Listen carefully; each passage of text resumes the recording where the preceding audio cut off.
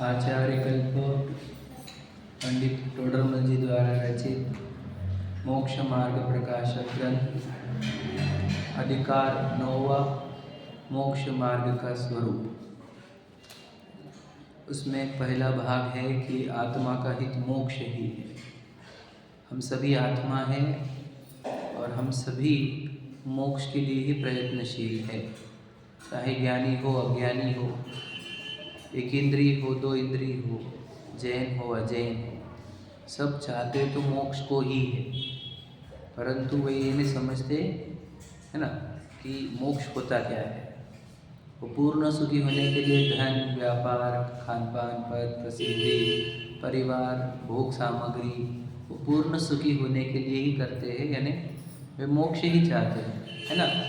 इसलिए सभी जीव मोक्ष चाहते हैं क्योंकि सब जन आत्मा है और आत्मा पूर्ण सुखी होना चाहता है। तो यह पूर्ण सुखी होने के मार्ग को मोक्ष मार्ग कहते हैं। कैसे पूर्ण सुखी होते हैं? तो आचार्य स्वामी कहते हैं कि यदि तू सम्यक दर्शन, सम्यक ज्ञान, सम्यक चारित्र अंगीकार करेगा, प्रकट करेगा, तो तुझे मोक्ष हो जाएगा। यानी मोक्ष होगा तो मोक्ष मार्ग से होगा। तो मोक्ष मार्ग का उन्होंने कहा सम्यक दर्शन, सम्यक ज्ञान और सम्यक चारित्र, ये मोक्ष मार्ग है।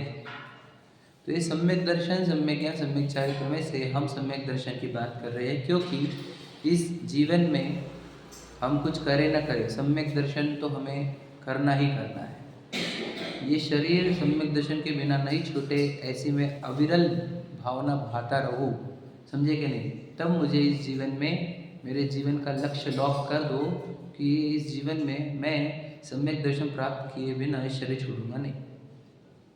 सम्यक दर्शन प्राप्त करना मतलब मैं स्वयं को पहचाने बिना इस शरीर को छोड़ूंगा नहीं, मैं जागरूक हुए बिना इस शरीर को छोड़ूंगा नहीं, समझेगा नहीं। तो जागरूक होना, स्वयं को पहचानना, है ना, यही सम्यक दर्शन है। मुझे अपनी अस्थि पता चलना, वो एम आई, समझ रहे। तो सम्यक दर्शन ये है हमारा जीवन का लक्ष्य। तो ये सम्यक दर्शन है क्या? तो सम्यक दर्शन क्या है? सम्यक दर्शन नाम है, ठीक है। सम्यक दर्शन एक शब्द का ग्रुप है, अक्षरों का ग्रुप, जिसको शब्द बोला जाता है, बराबर है। सम्यक 3 अक्षरों को मिलाकर या 4 अक्षर को मिलाकर बना हुआ ग्रुप है। दर्शन भी वैसा ही 3 या 4 अक्षरों को मिलाकर के बना हुआ शब्द है। तो ये सम्यक दर्शन क्या है? शब्द है, याद रखना। वाक्य बोलो या शब्द बोलो, शब्द ही पकड़ो, 2 शब्द है। ये सम्यक दर्शन 2 शब्द है। ये क्या है बताओ? ये नाम हो गया, निर्देश जिसको अपन बोलते हैं। अब इसका लक्षण बताओ। तो इसका लक्षण क्या बताया उन्होंने? विपरीत अभिनिवेश रहित जीवादि 7 तत्वार्थों का श्रद्धान। ये क्या हो गया? उस सम्यक दर्शन को पहचानने का चिन्ह। समझ लेना ध्यान से, मैं वो एकदम स्पष्ट करूँगा, बहुत अच्छा लगेगा और बहुत स्पष्टता आएगी आपके विचार में, ठीक है। क्या कहा? सम्यक दर्शन क्या है? शब्द है, बराबर है। यानी किसी का तभी टैग है। सम्यक दर्शन कोई तो भी एक चीज़ का टैग है। टैग मतलब समझ रहे आप, जिसको नाम दिया गया है, ठीक है। तो वो किस चीज़ का है? सम्यक दर्शन का बोल रहे हैं ना वो, मतलब सम्यक दर्शन बताऊंगा आपको। और उसका फिर लक्षण क्या बताया उन्होंने? विपरीत अभिनिवेश रहित जीवादि तत्वार्थों का श्रद्धान। ये क्या हो गया उसका लक्षण। अब लक्षण से होता क्या है? लक्ष्य की पहचान होती है, या लक्ष्य की, समझ रहे, लक्षण से लक्ष्य की पहचान होती है। समझ में आ गया? अब ये सब समझाने का पीछे का रीज़न क्या है वो बताता हूँ आपको। देखो, 6 द्रव्य, आप 6 द्रव्यों को देखो। 6 द्रव्य है विश्व में, उसके अनंत गुण हैं और उनके अनंत गुण की पर्याय चल रही है। इन 6 द्रव्य में एक द्रव्य के ऊपर भी नाम नहीं है, टैग नहीं है, याद रखना। आकाश द्रव्य के ऊपर भी टैग नहीं है, काल द्रव्य के ऊपर भी टैग नहीं है, धर्म के ऊपर भी, पुद्गल के ऊपर भी और जीव के ऊपर भी टैग किसी द्रव्य के ऊपर नहीं। ध्यान सुनना, टैग मतलब क्या? नेम, समझ रहे। शेक्सपियर का एक लाइन है, व्हाट्स देयर इन नेम, सुना है आपने कि नाम में क्या रखा है ना। बात तो ये है कि उसका कंसेप्ट पता होना चाहिए। अब मैं आकाश को स्काई बोल दूँ तो चलेगा क्या? चलेगा, क्या प्रॉब्लम है? स्काई बोलो, समझ रहे कि नहीं। स्काई बोलो या आकाश बोलो, वस्तु सही समझ में आनी चाहिए, ये इंपॉर्टेंट है कि नहीं। व्हाट्स देयर इन नेम, तो वस्तु के ऊपर कहीं पर भी नाम नहीं है, याद रखना। कोई भी वस्तु के ऊपर कोई भी नाम नहीं है। फिर नाम क्या होता है? फिर नाम का कंसेप्ट आया कहाँ से?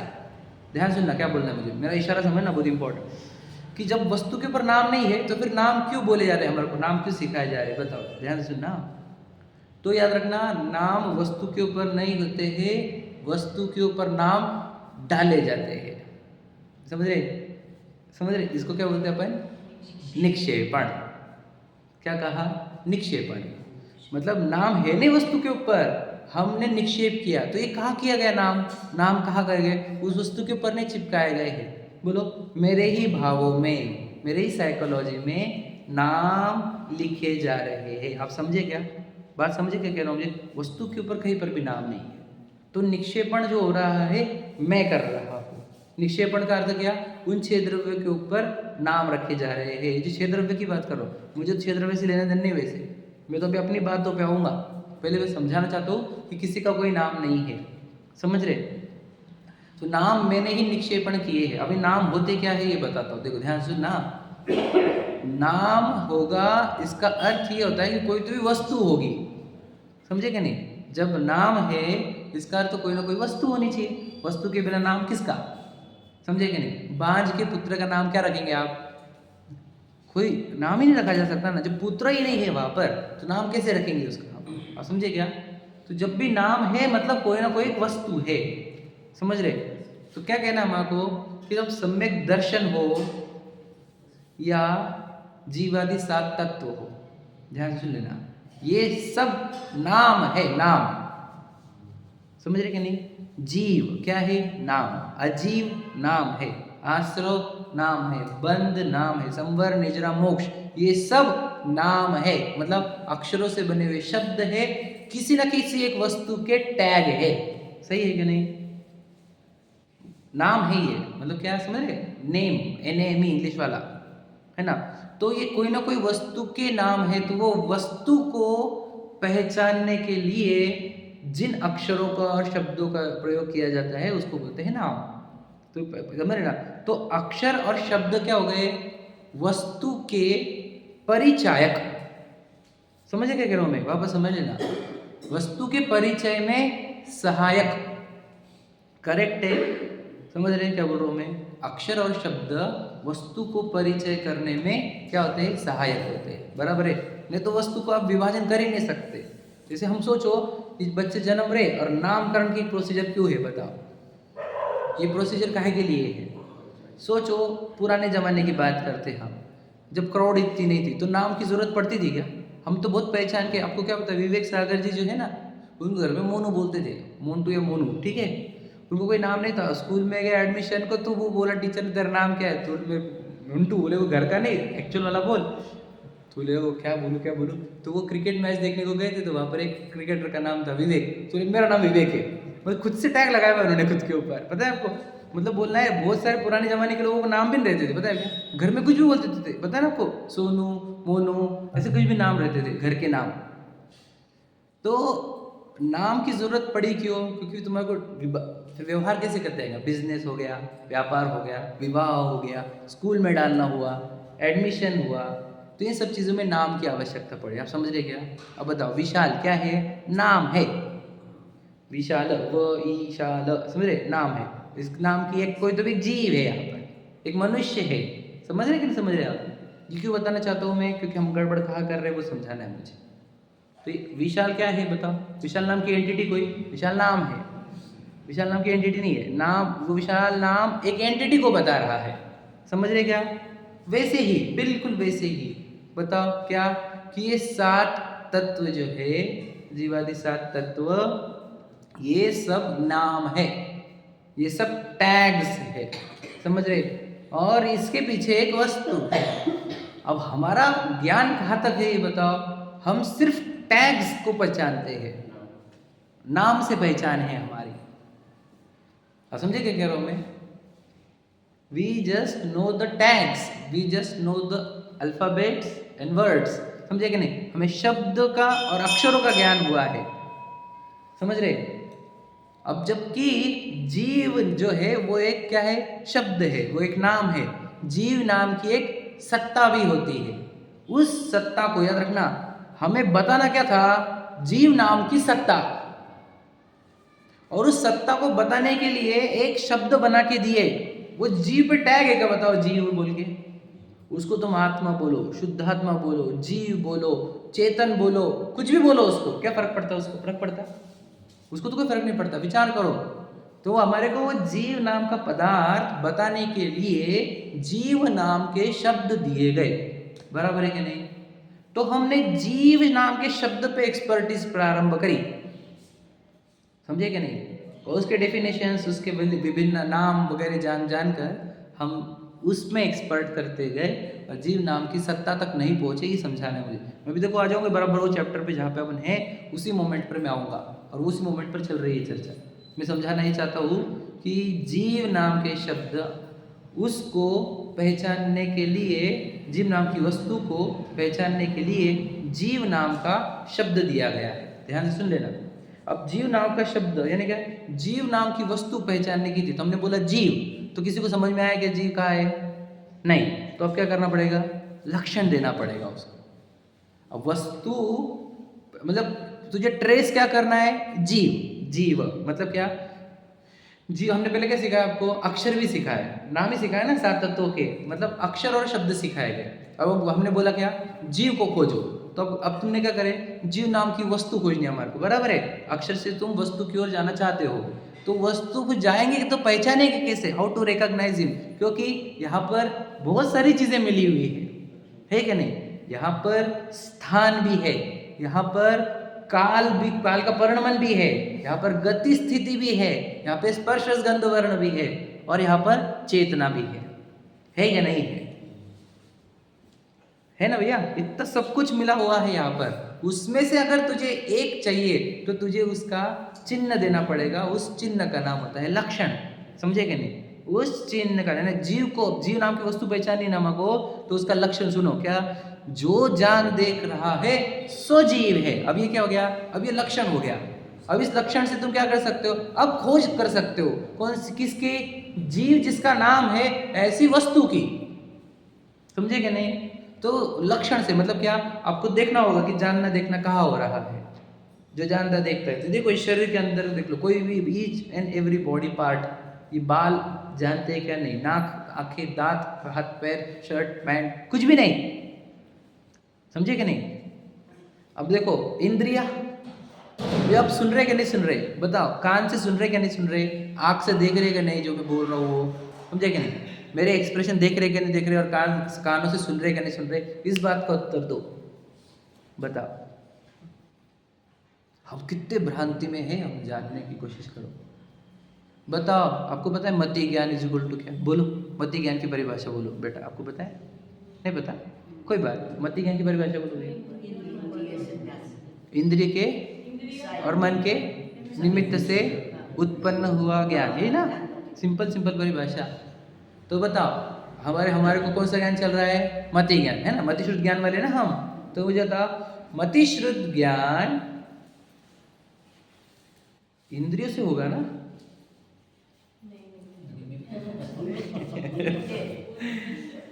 मति श्रुत ज्ञान इंद्रियों से नहीं होता। इसका अर्थ क्या, ना हम कान से सुन रहे हैं, ना हम आँख से देख रहे हैं, ये बात समझ लो पहले।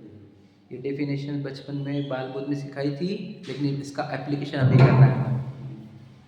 इंद्रिय और मन का निमित्त है, बताओ। तो क्या होता है पता है आपको, जब आंखों के सामने कोई मूवमेंट होगी, जब कान के सामने शब्द आएंगे, तो मेरी ज्ञान की पर्याय तो निरंतर एक निकल ही रही है।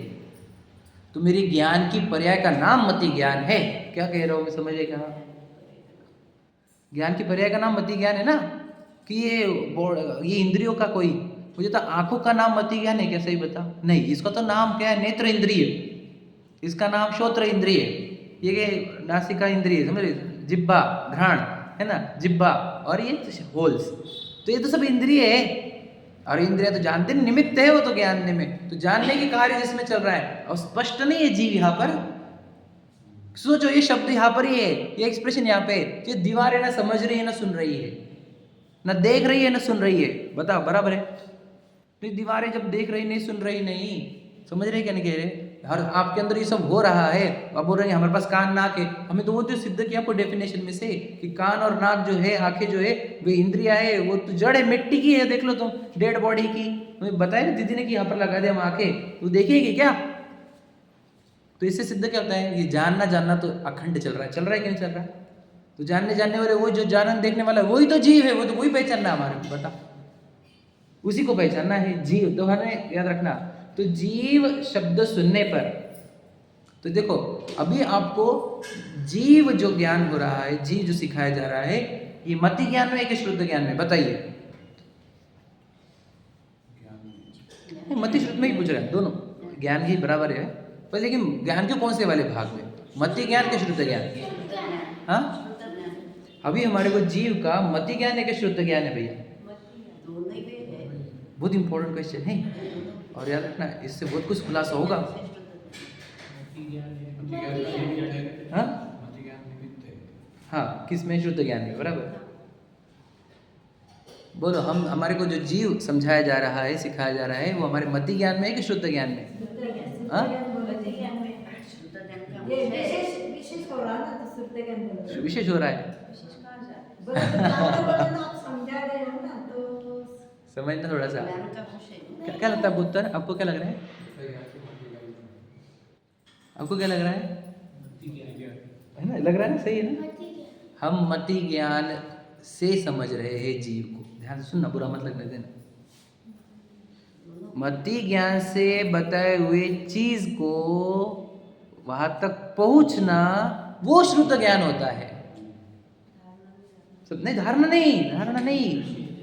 उससे देखो मतलब क्या मति, देखो जीव ये क्या है? शब्द हुए, शब्द कान पर पड़े, शब्द पड़े। देखो याद रखना, ये शब्द से अगर तुम जीव नाम की सत्ता तक पहुंच रहे हो तो इसको कहते हैं श्रुत ज्ञान। यदि तुमने सिर्फ शब्द तक पहुंचे तो वो तो मति ज्ञान का अंश हुआ। क्या समझा रहा हो, समझे क्या? मति ज्ञान और शुद्ध ज्ञान में अंतर क्या होता है? मति ज्ञान अक्षरों को पकड़ सकता है, शब्द आवाजों को पकड़ सकता है, चेहरे के एक्सप्रेशन पकड़ सकता है। शुद्ध ज्ञान है जो इसके आगे प्रोसेस करता है। शुद्ध ज्ञान की डेफिनेशन क्या बताओ वापस, किसी को याद है? मति ज्ञान पूर्वक होने वाले विशेष ज्ञान को शुद्ध ज्ञान कहते हैं। तो मति ज्ञान मतलब क्या? और उसका वहाँ पे एग्जाम्पल भी दिया है, ये सब वहाँ पे लघु से जैन सिद्धांत प्रवेशिका में डेफिनेशन दिया है। बोलो, वहाँ पे एग्जाम्पल दिया है इसका। हाँ, जब घड़ा कहा गया तो घड़ा ये क्या है? अक्षर है, शब्द है, और इससे आपके दिमाग में क्या बना? एक घड़े का चित्र बना, वो शुद्ध ज्ञान है। तो बोलो, जीव ये क्या है? ये भी अक्षर है, ये भी शब्द है। इसके बाद आपको अगर जीव नाम की सत्ता तक पहुंचे तुम, तो हुआ शुद्ध ज्ञान, नहीं तो क्या शुद्ध ज्ञान? ये तो सिर्फ मति ज्ञान चल रहा है। समझे कि नहीं समझे? वह समझ रहे ना? तो हमारे को शुद्ध ज्ञान तक यूज करना है। याद रखना, शुद्ध ज्ञान में लोकालोक जानने में आता है, पता है आपको?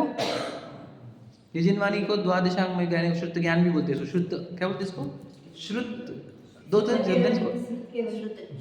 श्रुत भी बोलते हैं इसको, फिर इसका जो पेड़ है उसको श्रुतकंद बोलते हैं, श्रुत भी बोलते हैं इसको, भाव श्रुत कि द्रव्य श्रुत है ये। हाँ, बराबर, बिल्कुल, इसको द्रव्य श्रुत बोलते हैं। इस द्रव्य श्रुत के निमित्त से भाव श्रुत होता है, और उस समझ रहे? हाँ, तो वही भाव श्रुत होता है, ये द्रव्य श्रुत है। समझ में आया आपको क्या कह रहा हूँ मैं? ध्यान सुनना, क्लियर हुआ? तो हम मति आत्मा को कैसे, यानी जीव को कैसे जान रहे हैं? हम मति ज्ञान से जान रहे हैं। हमारे को जानना कैसा है? शुद्ध ज्ञान। तो मति ज्ञान से शुद्ध ज्ञान पे कैसे जाते हैं? जब तुम शब्द सुनकर उसके पीछे की वस्तु तक पहुंचोगे, तब वो होगा शुद्ध ज्ञान। तो आपको जीव नाम का शब्द सुनना नहीं है, जीव नाम का, जिसका नाम जीव है, ऐसे वस्तु को समझना है। और वो तो सामने स्पष्ट है, अभी जान कौन रहा है? हमने बताया ना कान है ना आंखें है, क्या वो जानती क्या? मति ज्ञान की पर्याय निकल रही है, प्रति समय निकल रही कि नहीं चल रही? उसने तो ये सब एक्सप्रेशन सुने और ये शब्द सुने, और वो मति ज्ञान तो चल ही रहा है। उस मति ज्ञान का प्रयोग करके शुद्ध ज्ञान तक पहुंचो। तो जो यहाँ पर मति ज्ञान का प्रयोग करके शुद्ध ज्ञान तक पहुंचेगा, उसको होगा भाव भाषण। समझ रहे? नहीं तो भाव भाषण क्या होगा? सुन रहे हम चले जाते हैं, समझ लो हम सुने कि भैया कल भी तुमने यही सिखाया था, आज भी तुम यही सिखा रहे हो। तो बेटा तो सम्मति ज्ञान तक ही रखता है विषय को, शुद्ध ज्ञान तक नहीं पहुंचाता। समझेगा क्या करो मैं? तो शब्द पकड़ रहा है सिर्फ। अब देखो ध्यान से सुनना, ध्यान से, एक बहुत इंपॉर्टेंट क्वेश्चन पूछ रहा हूँ। जीव, हाँ जीव, तो हमने जीव जाना क्या नहीं जाना, ये प्रश्न है। एक्चुअल जीव कौन है और व्यवहार से झूठा झूठा जीव कौन है? बताओ, पता है आपको? समझाओ, कुछ इशारा कर रहा हो, ध्यान सुनना। एक्चुअल जीव और व्यवहार जीव, इसका अंतर समझाना है मुझे, थोड़ा समझना, बहुत इंपॉर्टेंट। बताओ, एक्चुअल जीव तो जीव सत्ता जो यहाँ पर है, और व्यवहार जीव मतलब क्या? जीव जो अक्षर है, जीव जो शब्द है। समझ रहे क्या कह रहा हूं मैं? जीव अक्षर और जीव शब्द, ये क्या है? ये व्यवहार जीव है, ये रियल जीव नहीं है। इस व्यवहार जीव का प्रयोग क्यों किया गया? रियल जीव को बताने के लिए। समझे क्या क्या कह रहा हूं मैं? बहुत इंपॉर्टेंट बात है, एकदम इंपॉर्टेंट, गहरी से गहरी, आप समझना, क्योंकि हम गड़बड़ कहाँ करते हैं वो समझाना है मुझे। अब भाव भाषण इज इक्वल टू क्या? भाव भाषण चल रहा है ना, वो भाव भाषण मतलब क्या बता? जो शब्द सुने हैं उसके पीछे का जो भाव है, यदि वो भाषित हो रहा है तो उसको कहते हैं भाव भाषण। मतलब एग्जाम्पल, आश्रव, ये तत्व कल दीदी सिखा रहे थे ना, आश्रव का लक्षण क्या? बोलो, आश्रव का लक्षण क्या? यानी आश्रव तो क्या हो गया? अक्षर हो गए, बराबर है। अब आश्रव का प्रकार कितने होते? बोलो, द्रव्याश्रव, भावाश्रव, ये भी सुने आपने, है ना? द्रव्याश्रव, भावाश्रव, ये सुने ना आपने? तो द्रव्याश्रव क्या होता है? बोलो, कर्मों का आना, ये द्रव्याश्रव हुआ। भावाश्रव क्या कहा? मोह राग द्वेष भावों का आना, उत्पन्न होना, ठीक है। तो मुझे बताओ, तो ये जो द्रव्याश्रव, भावाश्रव, आश्रव, ये तीनों शब्द के खेल है। पहले तो ये समझ लीजिए आप, बराबर है। अब द्रव्याश्रव वाला कंसेप्ट क्या है कि सच में कर्म आ रहे हैं, कर्मांड शरीर में चिपक रहे हैं, वो है द्रव्याश्रव, समझ रहे? और समझाना क्या था हमारे को? भावाश्रव। क्यों?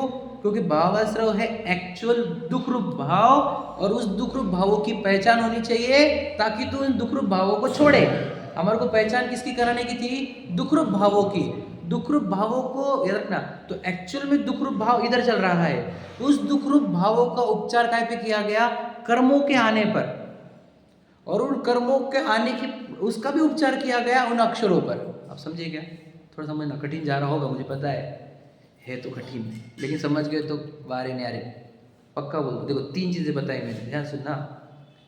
जो अंदर दुख रूप भाव चल रहे हैं, इच्छा रूप भाव चल रहे हैं, मोह राग द्वेष रूप भाव चल रहे हैं, वो है एक्चुअल में आश्रव। उसका कैसे देखो, मेरे को आज खाने के बहुत भाव हो रहे, मुझे ये खाने के भाव हो रहे, मुझे छूने के भाव हो रहे, मुझे पैसे के भाव हो रहे, मुझे प्रॉपर्टी के, मुझे प्रसिद्धि के, प्रशंसा के, यश के भाव हो रहे हैं। तो ये भाव कैसे है? दुख रूप है कि सुख रूप? ये दुख रूप है एक्चुअल में, क्योंकि इच्छा रूप होते हैं ये नहीं होने पर तकलीफ होती है, पीड़ा होती है कि नहीं? जब तक ना हो तब तक अंदर तकलीफ होती है नहीं? ये है एक्चुअल में भाव आश्रव, समझ रहे कि नहीं? ये है एक्चुअल में आश्रव। जो इन भावों को नहीं समझ पा रहा था ना, तो उसको समझाने के लिए कहा, जब कर्म आ रहे हैं ना तो उसको आश्रव समझना। क्या कहा, समझे क्या? जिसको ये भावों की पहचान नहीं है, उसको कर्म के प्रोसीजर पर लाकर बताया कि जब कर्म आते हैं तेरे कर्मांड शरीर में, उसको आश्रव कहते हैं। मतलब बताओ, कर्मों का आना एक्चुअल आश्रव है क्या? क्या कह रहे हो, समझे क्या? समझ रहे? शुरुआत में तो ही सिखाया हमने बच्चों को कि कर्मों का आना आश्रव होता है, पर वो कर्मों का आना एक्चुअल में आश्रव नहीं है, वो व्यवहार आश्रव है, जिसको हमने द्रव्य आश्रव नाम भी दे दिया। समझ रहे? क्योंकि तुझे ये पहचानने में नहीं आ रहा था, तो ये पहचान तू, और द्रव्याश्रव को भी समझ नहीं पा रहा तू, तेरी उससे प्रामाणिक तू ये शब्द सीख ले। आश्रव मतलब कर्मों का आना, तो अक्षर और शब्द दिए गए काहे के लिए? पहचानने, मतलब पहले तेरी पढ़ाई अक्षर और शब्दों से तो परिचित हो जा तू, समझे कि नहीं? तो पहले उसको आश्रव सिखाया, आ स ऊपर र व आश्रव, समझ रहे? वैसा आश्रव सिखाया गया उसको। फिर उसके नाम, मतलब उसके शब्द, डेफिनेशन रटाई गए, सब रटाने का काम, शब्द अक्षरों का काम। फिर जैसे जैसे वो आगे बढ़ा, उसको बोले, देख बेटा, कर्म आते हैं अपने आत्म प्रदेशों में, कार्मन वर्गणाओं में चिपकते हैं कर्म। तो फिर उसको द्रव्य आश्रव सिखाया गया, समझ गए? और द्रव्य आश्रव सीखते सीखते, द्रव्य आश्रव होते क्यों है, क्यों कर्म आते हैं मुझे? तो बिना वजह नहीं आते, तो अंदर भाव करता है, तू इच्छा से तड़पता है अंदर, तो जिसकी इच्छा करता है वो भाव से तुझे कर्म आकर्षण होता है। तो तुझे जब जब इच्छा होगी तब तब तुझे आश्रव होंगे, समझे कि नहीं? तो उसके भावों तक पहुंचाना, उसके अंदर के राग द्वेष तक पहुंचाना, मोह तक पहुंचाना, तब वो जब अपने अंदर के मोह राग द्वेष भावों को पकड़ लेगा, समझ लेगा, तब उसको कहेंगे इसको भाव का भाषण हुआ है। समझे कि नहीं? यदि याद रखना, तो ये जितने हम पढ़ाई कर रहे हैं ना, ये सब अक्षरों का खेल है, और ये सब दिखाने थे अंदर के भाव। सही है कि नहीं भैया? क्या बताना था? भगवान जी ने वहां पर अक्षर सिखाए क्या?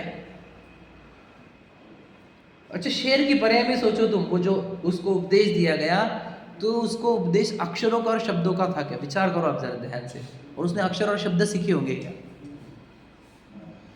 समझ रहे ना कि क्या रहता है ये? इसलिए बोलते हैं कि जो शब्दों के शेर हो गए और अंदर भाव पकड़ ही नहीं पा रहे कि कौन से। देखो, आश्रो मतलब क्या? दुख रूप भाव पकड़ते आना चाहिए तुझे, कि कौन से भाव दुख रूप है। दुख रूप भावों की पहचान हो जाना इज इक्वल टू आश्रो समझ में आना। समझे क्या क्या कहा मैंने? यदि दुख रूप भाव पकड़ में नहीं आए, सोचो, मैं आपको बताऊं, देखो, दुख रूप भाव अगर पकड़ में नहीं आएंगे तो होगा क्या? दुख रूप भावों को नाश करने का प्रयत्न ही नहीं किया जाएगा, फिर ये मुक्त होगा क्या जी? ये सुखी होगा क्या? तो इसलिए दुख रूप भावों की पहचान कराने के लिए तुझे आश्रव नाम का कंसेप्ट सिखाया गया। आश्रव नाम के डेफिनेशन रटाई गई, अक्षर सिखाए गए, द्रव्याश्रव सिखाया गया, ताकि तू भावाश्रव तक पहुंचे और तुझे भावाश्रव समझ में आए। तुझे भावाश्रव समझ में आए तो तू भावाश्रव को छोड़कर पूर्ण सुखी हो सकता है। ये प्रक्रिया सिखानी थी। समझे क्या? समझाना हमारे को ये था, भावाश्रव तक पहुंचाना था। तो क्या हो गया? ये चीज 7 तत्व तो सीखता है, सिखाता है। तो कैसे, कौन से हो रहे वो समझ रहे? द्रव्य निक्षेप वाले, मतलब क्या? जिनके ऊपर, यानी रखना, द्रव्याश्रव के ऊपर हमने क्या किया है? आश्रवों का निक्षेपण किया है। और वो शब्दों के ऊपर भी आश्रवों का निक्षेपण किया गया है। ये निक्षेपण क्या होता है? टैग होता है कोई ना कोई वस्तु का। तो अंदर जो दुखरूप भाव है उसका निक्षेपण किया गया द्रव्याश्रव पर, और उसी का निक्षेपण किया उन अक्षरों पर। समझा कि नहीं समझा? कठिन गया हूँ मुझे पता है, नहीं समझे? निक्षेपण समझ रहे हो क्या? वे समझ रहे ना? गहराई, डेप्थ पकड़ो। डेप्थ क्या बताया मैंने? हम किसी के ना किसी के ऊपर जानबूझ के नाम डाल रहे हैं, आरोप कर रहे हैं, इसलिए व्यवहार किसको बोलते? आरोप। समझे कि नहीं? बताओ, कर्मों का आना आश्रव है या नहीं है? ये बताओ। समझे क्या? रियलिटी में समझो आप। समझे भाभी आप? कर्मों का आना आश्रव है क्या? नहीं है। राग द्वेष होना आश्रव है। मुझे तो कर्मों का आने जाने से मुझे फर्क क्या पड़ता? मुझे तो दुखी नहीं हूं मैं, मेरे को इतना देखना है। सही है क्या नहीं? मुझे तो ये देखना है ना कि मैं दुखी नहीं हूं, मैं तो सुखी होने के मार्ग पर निकला हूं ना। तो मुझे वो कर्मों की फिलोसफी क्यों सिखाई थी पता है आपको? कर्मों की फिलोसफी, कर्मों की पूरी फिलोसफी निक्षेपण है। बोलो काय का? अपने भावों का। निर्जरा होती मतलब क्या? कर्मों के अपेक्षा कर्म निकल रहे, तो हुआ क्या है भावों में? बताओ। आप समझे? बोलो, कैसी निर्जरा हो रही? चलो इसको भी लिए बता देता हूँ आपको। अभी निर्जरा को बता दो, आश्रम बताया, आप निर्जरा का बता दो। देखो ध्यान से सुनना, बहुत इंपॉर्टेंट है। 10 मिनट लगेंगे इसको, लेकिन बहुत गजब का आंसर निकले। देखो, आपने अमृत चंद्र जी के, समय सार जी के अगर स्टार्ट की, वो 2-3 जो है उनके कलश, वो पढ़ना। उसमें उन्होंने लिखा है कि मैं समय सार जी की व्याख्या इसलिए कर रहा हूँ कि मुझे परम विशुद्धि की प्राप्ति हो। किसी को याद है क्या वो? मम परम विशुद्धे, सुना तो है आपने? मुझे परम विशुद्धि की प्राप्ति हो। समझ रहे आप? ये सुना क्या आपने? पहले 2 या दूसरा या तीसरे में ही है वो, कि मैं ये समय ख्याति की टीका, आत्मख्याति की टीका इसलिए लिख रहा हूँ क्योंकि मुझे परम विशुद्धि की प्राप्ति हो। समझे क्या? अब देखो, अमृत चंद्र जी की डिजायर क्या है, या व्हाट दे नीड इज कि परम विशुद्धि। अभी परम विशुद्धि होती क्या है? ध्यान से लेना। देखो, जीव के भावों में 2 प्रकार के भाव बड़े फेमस है। एक है संक्लेश और एक विशुद्धि। संक्लेश का अर्थ क्लेशित होना। तो क्लेश तो समझते हैं हम, मतलब क्या? पीड़ा, क्षोभ, टेंशन, स्ट्रेस, गुस्सा, बैर, राग, द्वेष, ये सब हो जाते हैं संक्लेश। उसमें और भी रहता है, देखो ध्यान सुनना, करना, धरना, भोगना, ये भी आ जाता है संक्लेश में। समझ रहे? और इन सब का कम होना इज इक्वल टू विशुद्धि। क्या कहा? तो ये जितने संक्लेश कम होंगे उतनी विशुद्धि बढ़ती है। समझे क्या? मोह से अनंत संक्लेश दूर होते हैं, इसलिए मोह का नाश में विशुद्धि प्रारंभ होती है, पहले बात। और फिर जितने चारित्र मोह संबंधी जितनी इच्छाएं होती है मुझे, उतना उतना मेरे अंदर क्लेश उत्पन्न होता है। और फिर जितना जितना ये क्लेश कम होगा उतनी उतनी विशुद्धि बढ़ती जाती है, और पूरी विशुद्धि हो जाना इज इक्वल टू क्या, उसी का नाम मोक्ष है। परम विशुद्धि का अर्थ मोक्ष। मोक्ष कोई जगह का नाम नहीं, बोलो मेरे भाव में से पूरा संक्लेश का अभाव हो जाना, इसी का नाम मोक्ष है, इसी का नाम परम विशुद्धि है। समझे कि नहीं समझे? मैं यहाँ पे केवल ज्ञान प्राप्त करने को नहीं आया हूँ, सच बता रहा हूँ, मुझे नहीं चाहिए केवल ज्ञान, ना मुझे वो सिद्धशिला चाहिए। समझो, सही है कि नहीं? सही है कि नहीं? विचार करो, हमारे रास्ते, हमारे टारगेट्स क्लियर होने चाहिए। ना मुझे केवल ज्ञान चाहिए, ना मुझे सिद्धशिला चाहिए, बता, मुझे तो परम विशुद्धि चाहिए। मेरे परिणामों में इतना सभी क्लेश ना बचे। समझे क्या नहीं?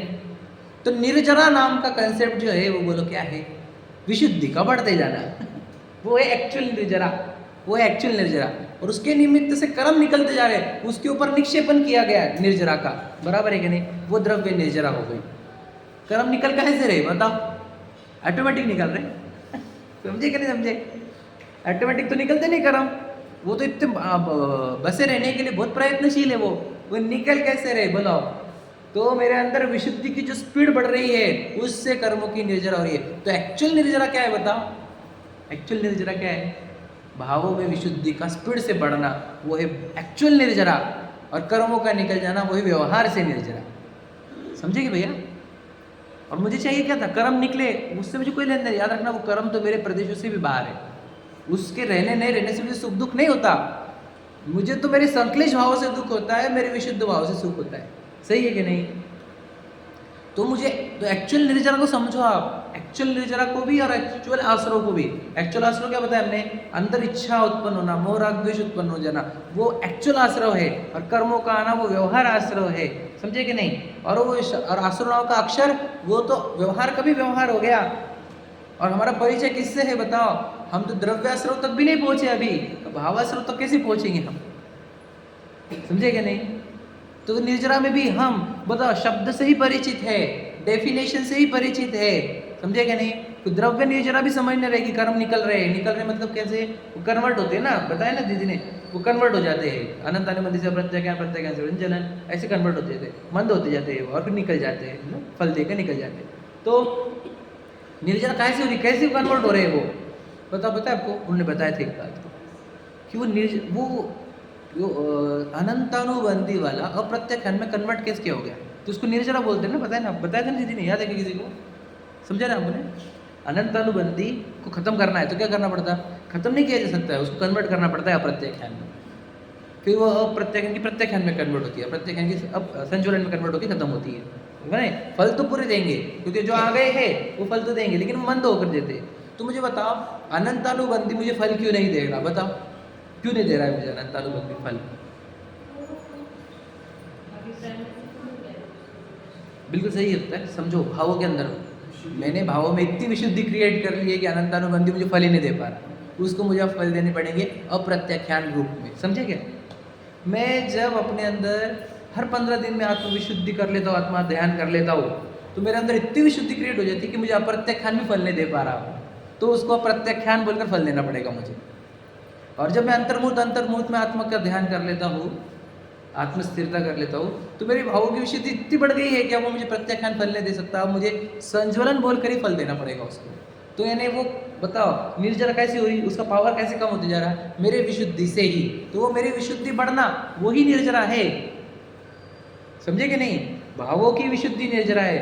हम मंदिर में आते हैं, पूजा अच्छे से होनी चाहिए, प्रक्षाला विच्छन नहीं होते, ये मत वो मत, ऐसे कर दे, ऐसे कर दे, लोग ऐसे वो लोग वैसे। भैया तू विशुद्धि पूरी खत्म कर गया। अभी विशुद्धि कमाने को आते हैं, दीदी ने समझाई थी बात। हम विशुद्धि कमाने आए हैं यहाँ पर, मतलब क्या? मेरे संक्लेश कम हो। मैं संक्लेश में बहुत था ना बाहर, मैं घर पे बहुत संक्लेशित रहता हूँ ना, विषयों के चक्कर में, परिग्रह के चक्कर में। मैं वो छोड़कर यहाँ पर विशुद्धि कमाने पाए, यहाँ पर भी विशुद्धि खत्म करोगे मेरी कि सुनते नहीं, ऐसे है वो वैसे ही, ऐसे ही वैसे, ये वैसा ही पता है, वो ऐसा बोलते वो वैसे बोलते। तो यहाँ पर भी साधर्मी के बीच में तुम्हारा साधर्म खत्म, वात्सल्य खत्म होगा। इसका अर्थ क्या? तुम्हारी विशुद्धि खत्म हो रही है, तुम्हारा संक्लेश बढ़ रहा है।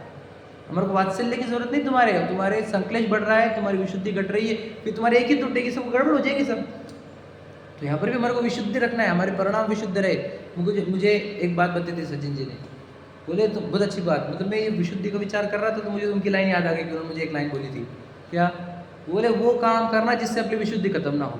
तो प्रभावना की भाव रह गया, करो, विशुद्धि खत्म नहीं होनी चाहिए अपनी। विशुद्धि घटने लग जाए तो प्रभावना बंद कर देना।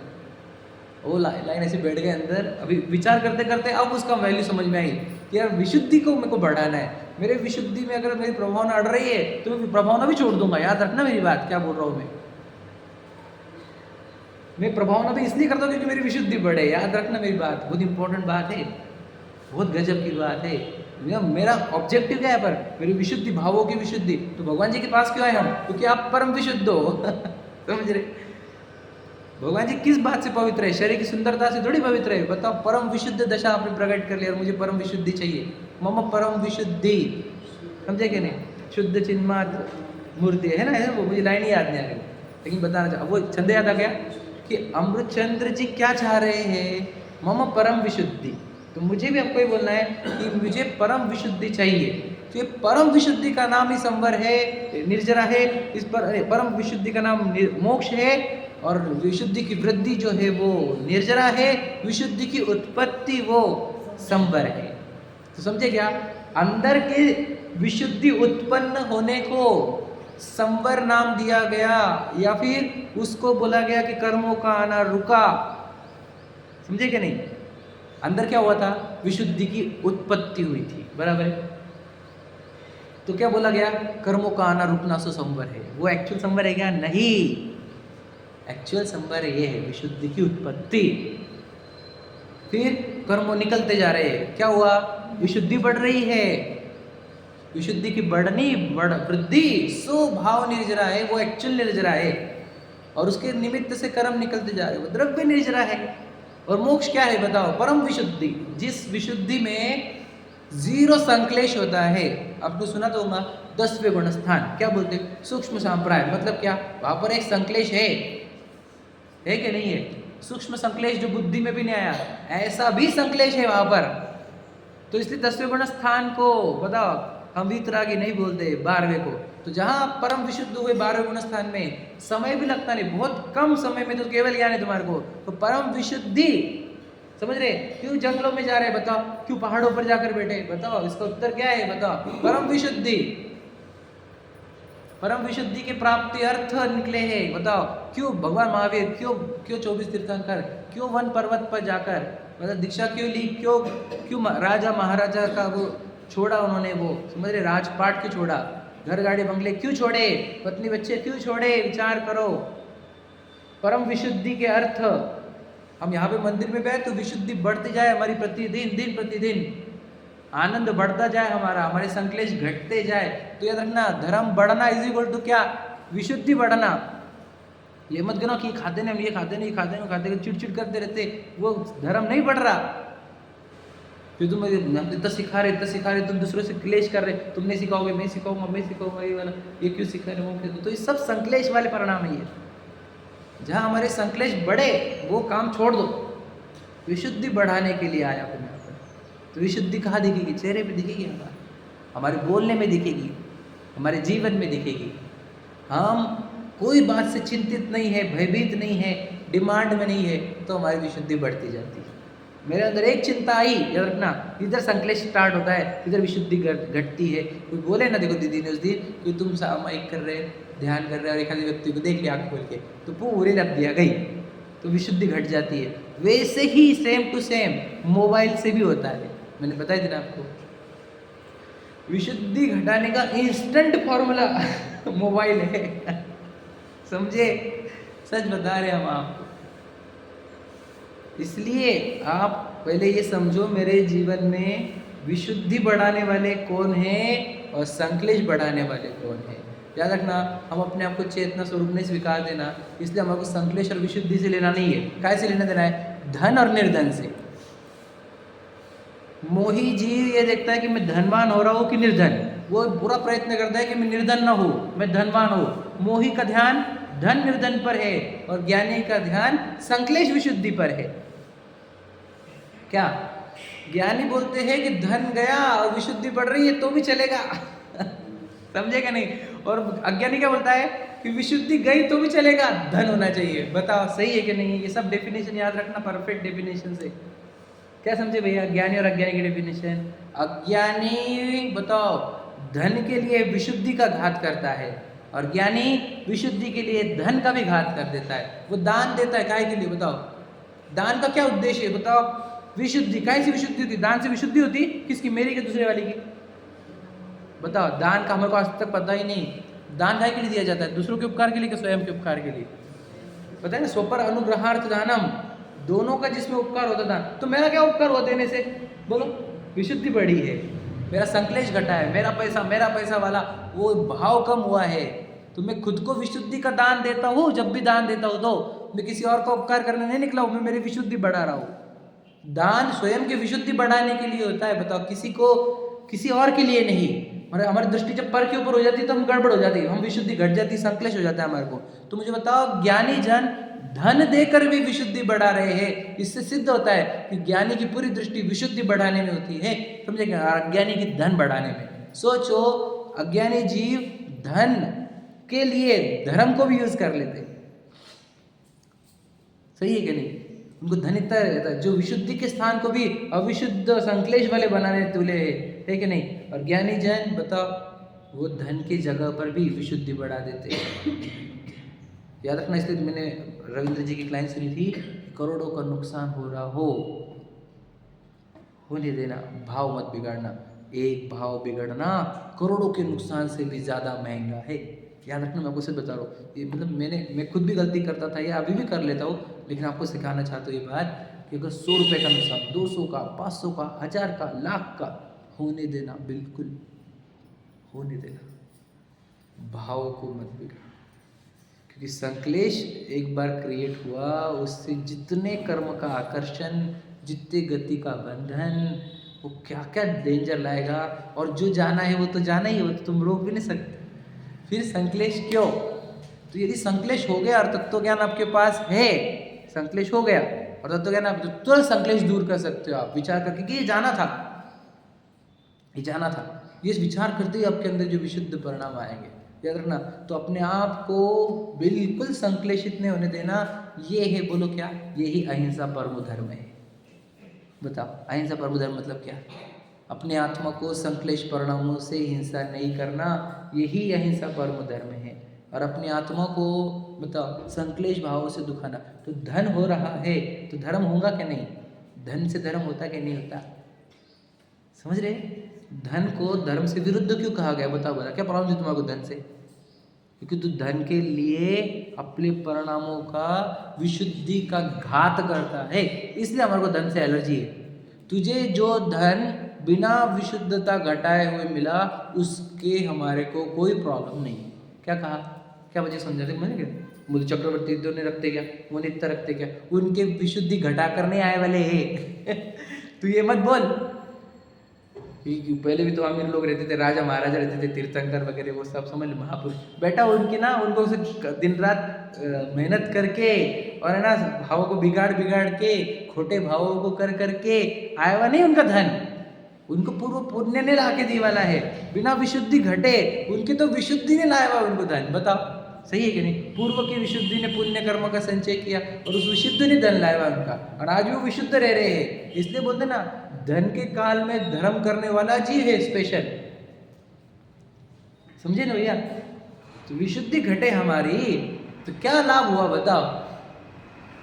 जीवन का लक्ष्य क्या होना चाहिए? विशुद्धि की वृद्धि। मैं ये क्यों बोला? मुझे ये बताना है कि हम धर्म के नाम पर कर्मों की फिलोसफी में फंस जाते हैं, प्रोसीजर में फंस जाते हैं, लेकिन हमारा लक्ष्य जो भावों की ओर नहीं जाता है। मुझे मेरे दुखरूप भाव और सुखरूप भावों की पहचान होनी चाहिए, इसलिए 7 तत्व सिखाए थे।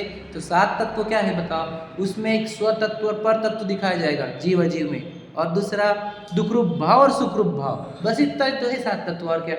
जो 7 तत्वों के ऊपर लेक्चर दे रहा है, लेकिन जिसको स्व तत्व और पर तत्व समझ में नहीं आ रहा, सुखरूप दुखरूप भाव समझ में नहीं आ रहे, इसलिए कहते हैं तो जिसको इस सुखरूप दुखरूप भाव और स्व तत्व पर तत्व समझ में नहीं आए, उसको 7 तत्व समझ में नहीं आए। इसलिए मिथ्या दृष्टि को 7 तत्वों का श्रद्धान है ही नहीं, और जिसको 7 तत्वों का श्रद्धान है उसको आत्मा का श्रद्धान है, उसको सम्यक दर्शन है। समझ में आया कि नहीं आया?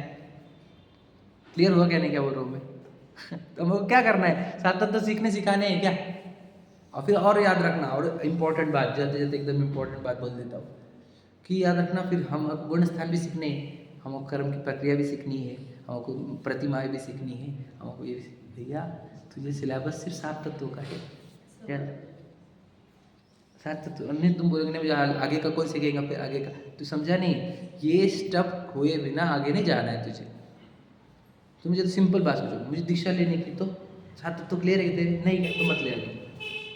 मैंने आपको 12 भावना के लिए सुनी थी, वीतराग सर्वज्ञ दोष बिन श्री जिनकी वाणी, सप्त तत्व का वर्णन जामे सबको सुखदानी। मतलब क्या, जिन वाणी इज इक्वल टू क्या, 7 तत्व।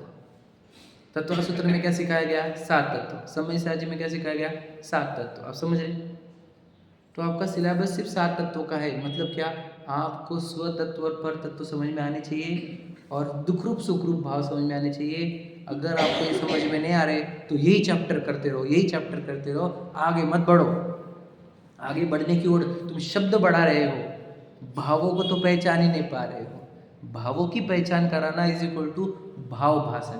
भाव से मतलब क्या, जब शब्दों के पीछे का भाव भासने लग जाए कि अरे ये इन भावों की बात कर रहे थे वो, तब समझ लेना भाव भाषण हो रहा है। समझ रहे कि नहीं। भाव निक्षेप मतलब क्या होता है बता, भावों के ऊपर टैग लगाना कि ये देखो, ये जो मेरे इच्छा रूप भाव होते हैं ये आश्रव है, मेरे जो विशुद्ध भाव है ये संवर निर्जरा मोक्ष है। तो भावों के ऊपर निक्षेप होना भाव निक्षेप होता है। समझे कि नहीं। तो हम भावों से परिचित अपरिचित रहकर सम्यक दृष्टि होंगे क्या, हमारे भावों से ही परिचय नहीं हमारा बता।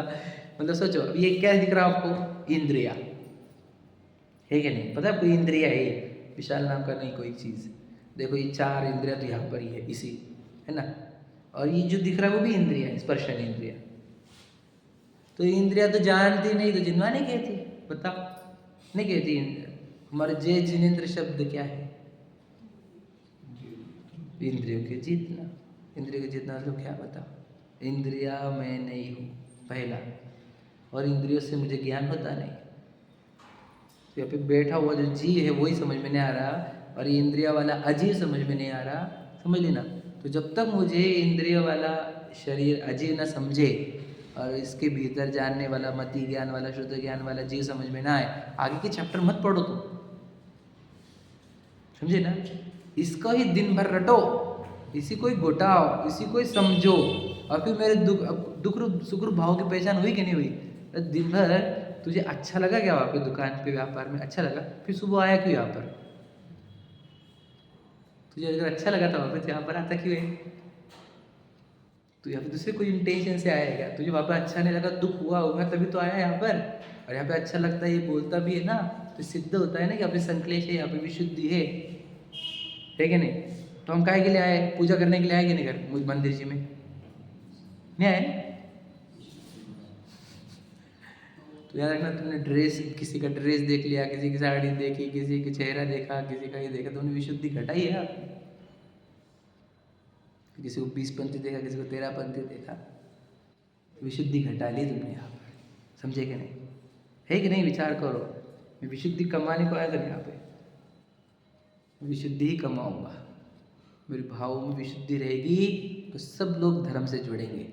मेरे भाव में संकलेश रहेगा तो मुझसे कोई जुड़ेगा नहीं, ना कोई धर्म से जुड़ेगा। समझ रहे कि नहीं। पूजा के लिए करते अपन विशुद्धि के अर्थ, हमको लगता है कि नहीं चढ़ाने को पूजा बोलते। एक एक भावना में कितनी विशुद्धि बढ़ती है, बताओ क्या। हे प्रभु, जन्म जरा मृत्यु नाश हो मेरा, संसार ताप की नाश हो, अक्षय पद की प्राप्ति हो मुझे मेरे चैतन्य तत्व की। तो ये विशुद्धि बढ़ती हमारी, और काम बाण नष्ट हुई। बहुत काम बाण बहुत परेशान करता है, समझ रहे कि नहीं। और फिर बोलो शुद्धा लोग बहुत शुद्धा परेशान, दिन भर वही खाओ खाओ खाओ खाओ। तो ये विशुद्धि नहीं बढ़ रही, बिल्कुल विशुद्धि बढ़ रही है। पर हमारी विशुद्धि क्यों नहीं बढ़ती। हाँ चरु, हाँ अक्षर, समझे क्या। इसलिए मैं पूजा के टाइम पे आपको बोलता था, मैंने जब पूजा कराता था ना, मैं हमेशा बोलता हूँ कि अर्घ्य जब अर्घ्य कराएंगे ना, तुमने चढ़ा दिए, अब आंखें बंद करो, समझ रहे। ऐसे बोलते थे हम पूजा के टाइम, बोलते आंखें बंद करो, अब बोलो हे प्रभु मेरे भी सुधारों का नाश हो। तो ये तुमने जो ये किया, ये है विशुद्धि, और तुम इसके लिए आए थे। अब बोलता था चढ़ाने के टाइम पे तुमको एक सूत्र दिया गया जिन संस्कृत में, सुधारोग विनाशनाय, नैवेद्यम निरुपामिति स्वाहा। तो ये क्या है बोला, ये संस्कृत में लिख दिया था, हमको टच नहीं कर पाते, कनेक्ट नहीं कर पाते। मतलब क्या, हे प्रभु मेरे सुधार कर विनाश हो, मतलब क्या, सीधा सीधा बोल रहा हूँ, मेरे संकलेश का नाश हो और मेरी विशुद्धि की वृद्धि हो। शुद्धा के कारण मेरे अंदर बहुत संकलेश होता है, होता कि नहीं होता, तुम ही बताओ। काम वासना के कारण मेरे अंदर संकलेश होता कि नहीं होता। तो हम यहाँ पे विशुद्धि वृद्धि के लिए आए हैं, ठीक है।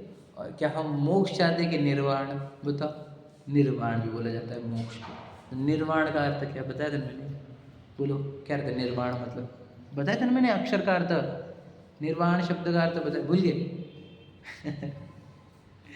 क्यों बोल रहे, मैं पल्लवी हूँ ये बोलो, मैं स्त्री हूँ ये बोलो, समझे कि नहीं। भूलना क्या है, निर यानी नहीं, बाण मतलब इच्छा। निर्वाण इज इक्वल टू क्या, बताओ, कोई जगह का नाम थोड़ी निर्वाण। सचो सोचो, बोलते ना भगवान जी का निर्वाण कर लेने का मतलब क्या, पता निर्वाण कर लेने का मतलब क्या, निर्वाण, इच्छा से रहित होना। तो इच्छा से रहित होना मतलब क्या, वही परम विशुद्धि। आप समझेगा क्या कह रहा हूँ मैं, ये सब चीज समझ में आ रही है आपको। निर्वाण हो जाना है मुझे, निर्वाण मुझे लगा भगवान जी ऊपर चले गए मतलब निर्वाण हो गया, भगवान जी का निर्वाण हो गया, निर्वाण हो गया। निर्वाण हुआ मतलब क्या हुआ बताओ, अंदर से इच्छा खत्म हो गई, तो बताओ कर्म आएंगे क्या, आएंगे नहीं। कर्म आएंगे नहीं, नए कर्म बंधन नहीं होगा, तो अब जन्म मरण होगा नहीं, तो वो जीव कहाँ जाएगा, सहज ही ऊपर चला जाता है। कोई कर्म ही नहीं रोकने वाले, है कि नहीं।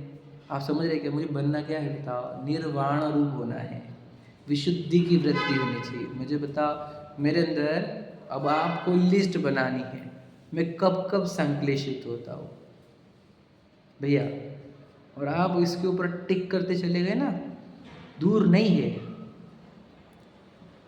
हमारे जैसों को नहीं मिलेगा तो किसको मिलेगा, हम नहीं तो कौन फिर, मैं नहीं तो कौन फिर, समझे कि क्यों नहीं मिलेगा। मैंने जैनिज्म लाया है, मुझे, मैंने मनुष्यपना लाया, मैंने जैनिज्म लाया, उत्तम देश उत्तम कुल, मुझे कि नहीं, जिनवानी लेकर आ गया, सिखाने वाले लेकर आ गया, ये समागम लेकर आ गया।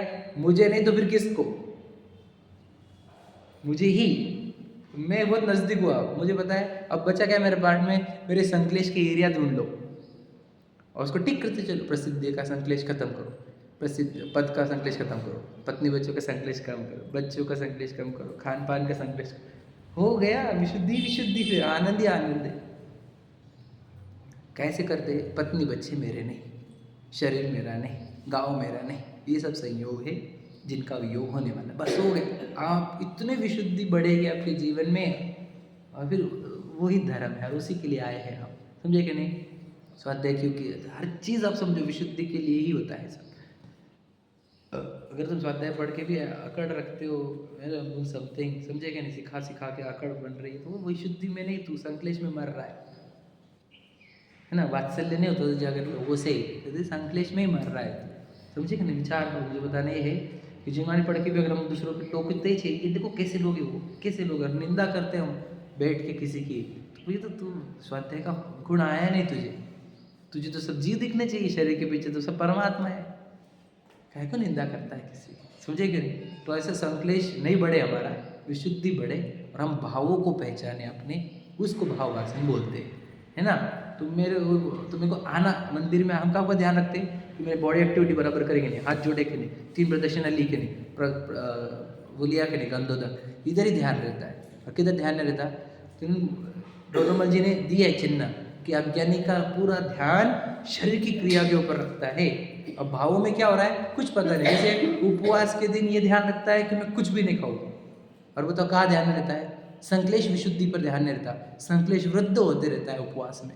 उपवास किसको करने को कहा, जिसको पूरा टाइम विशुद्धि बढ़ाने के लिए मिले, इसलिए उसको बोला कि तू आज खाओ मत, पूरी विशुद्धि बढ़ा देगी। तो विशुद्धि बढ़ाने के लिए उपवास था, हमारे को लगा नहीं खाने के लिए उपवास है क्या कह रहा, समझ रहे क्या भैया। अगर उपवास करें तो हमने उपवास करना कि नहीं करना, बता, उत्तर दो, फिर तुम बोलो उपवास करना कि नहीं करना, बता उत्तर क्या, आपका क्या उत्तर है। मैं आपको पूछ रहा हूँ भैया मैंने उपवास करना कि नहीं करना, आपको उत्तर देना, मुझे गाइड करना है, मैं छोटा भाई हुआ, बता क्या उत्तर दोगे। तो फिर वही ना, भाव मतलब क्या, हाँ, तो क्या बोलोगे आप, विशुद्धि बढ़ती होगी तो कर, विशुद्धि बढ़ रही तेरी तो कर, और विशुद्धि घट रही तो मत कर, थोड़ा सा खा ले, विशुद्धि बढ़ाओ। समझे क्या? तो उपवास है कि लेता है, दिन भर मुझे खाने पीने के भाव नहीं रहेंगे, व्यापार के भाव नहीं, किधर जाने के कोई काम नहीं, अब क्या सिर्फ अपने आत्मा का चिंतन होगा तो इतनी विशुद्धि बढ़ेगी। तो विशुद्धि के लिए किया जाता था, लेकिन अज्ञानी का ध्यान पूरा देह की क्रिया के ऊपर रहता है, संक्लेश विशुद्ध भाव की ओर नहीं रहता। ये समझाना मुझे, तो आपको पूरा स्विच करो, आप भावों की ओर आओ। पूरा जिनवानी आपको भावों से परिचय कराने के लिए है। ये सब द्रव्य श्रुत है और भाव श्रुत अंदर है। भावों की पहचान के लिए जिनवानी है। अगर हम भावों को नहीं पहचानते, सिर्फ जिनवानी को पहचानते हैं, तो ये अधूरा काम हो गया। मतलब किसी को बोला कि देखो चांद दिखा, चांद आपको, तो क्या कर रहा है वो, उसने बोला कि ये चांद है। समझे क्या कह रहा? समझे? तो इशारों के ओर मत देखो, इधर मत देखो, उधर देखो। तो ये जिनवानी भी इशारे है, इशारे, और इसके पीछे ये है इधर।